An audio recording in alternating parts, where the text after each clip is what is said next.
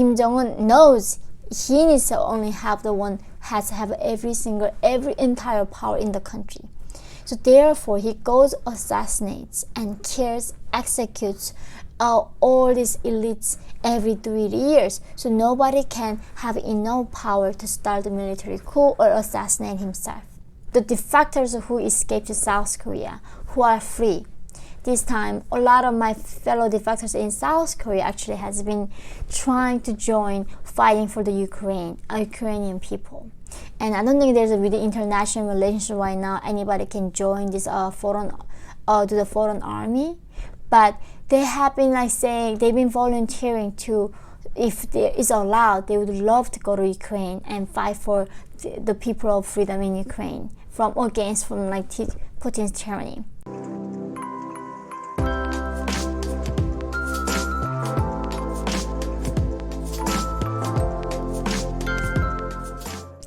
Hi everyone, welcome to my channel.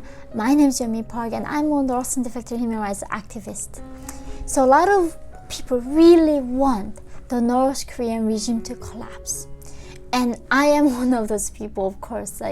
My dream is going home. I want to go see my friends if they are still alive. And I still want to step on my homeland, the land that gave birth to me. Right? Everybody has a special place about their birthplace, and me too. And especially I think when it comes to North Koreans, that we miss it more because we know that we cannot ever go back. For defectors who escape from North Korea, even though seeing your family, freedom of movement is a very basic human right, that we can never have that because we can never go back to North Korea. Seeing our family members, we can never go back because if we go back, we are going to be all get executed. But today in this video, I am going to talk about why North Korean regime is probably going to last. Sadly, but we always also have to, count that it might collapse, right? There's a lot of changes with the Kim Jong-un's health, and there's a change now with the South Korean election, who is more determined to combat with Kim Jong-un's aggression, and the rise of his sister. We don't know how she might take over North Korea and start a military coup. We don't know that. But despite that, today I am going to talk about really the main thing. Why does the elite in North Korea do not start a revolution? Why are they not resisting?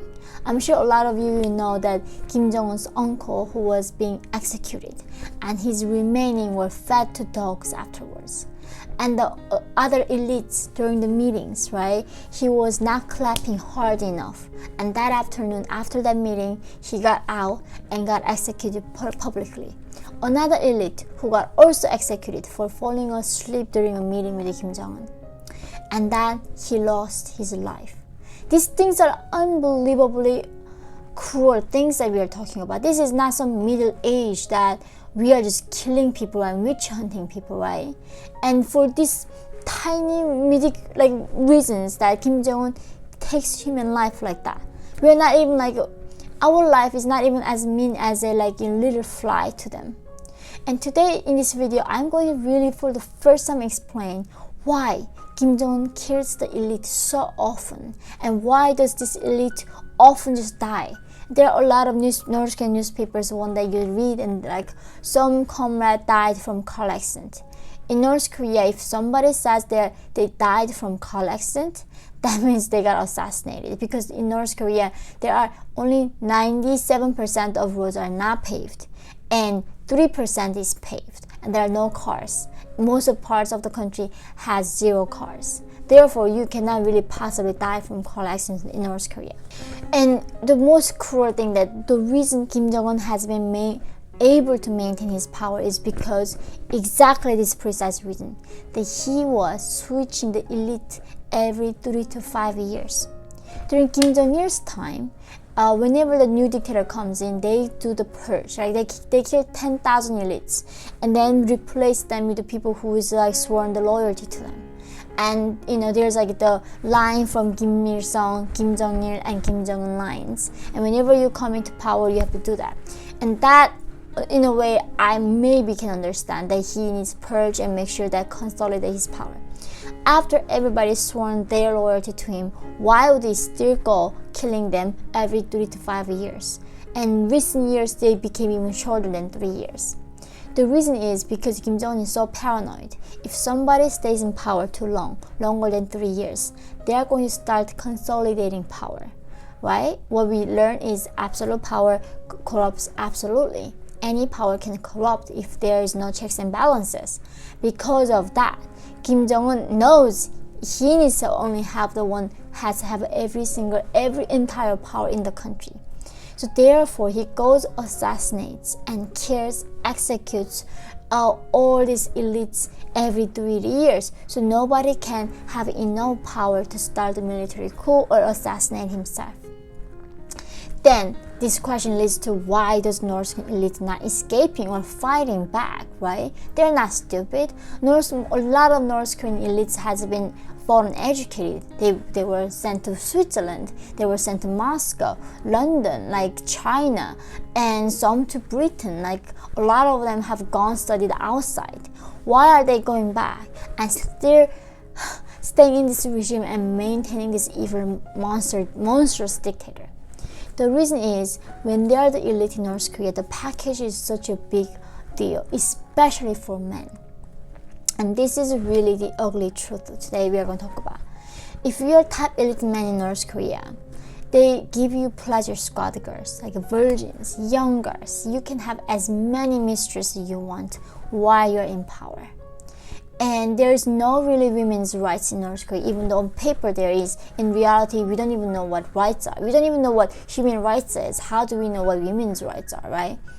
And in that scenario, that even though in North Korea they cannot have multiple wives, they can have unlimited numbers of girlfriends and mistresses. And Kim Jong-un has like 2,000 harems with him every night.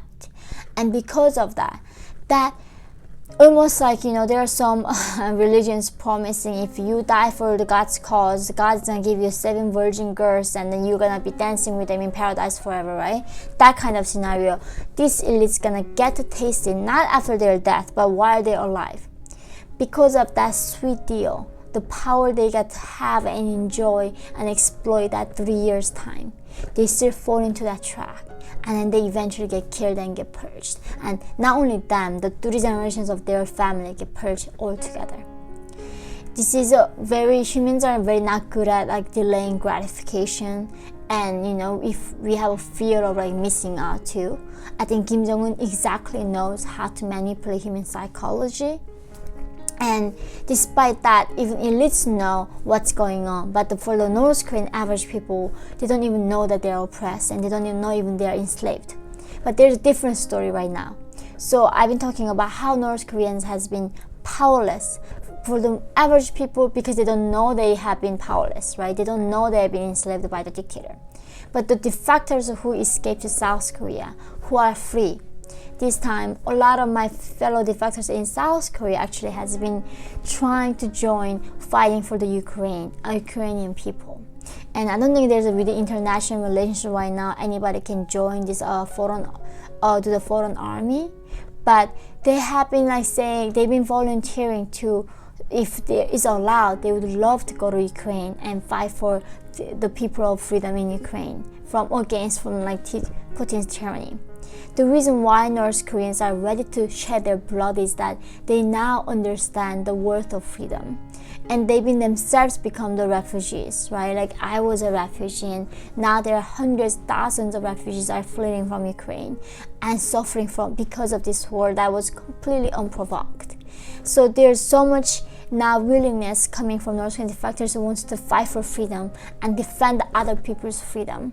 I think this is really time that we need to understand nothing else matters in life if we are not free. We cannot fight for climate change. We cannot fight for animals' rights. We cannot fight for LGBTQ rights. Like anything that is social justice is that people are passionately discussing. Freedom is a basic condition to all of other things. So if we lose freedom, nothing matters really at that point. That is why we need to fight for each other. And I send all my prayers to Ukrainian people right now going through this unimaginable. And thank you guys for watching today's video. And I really hope that you learn something about the evilness and also some parts of human nature that still it baffles me. And seeing how this sick, rotten country still continues because there's a complacency in the elite and silent by the majority of people and the international society. North Korean threat is completely rising, even though current Biden administration is acknowledging that. We need to watch out for these totalitarian regimes because they might get us at some point in the future. Might not our lifetime, but our children might suffer because of this tyranny is rising and right now keep consolidating their power. So thank you guys for watching, and I look forward to seeing you in the next video.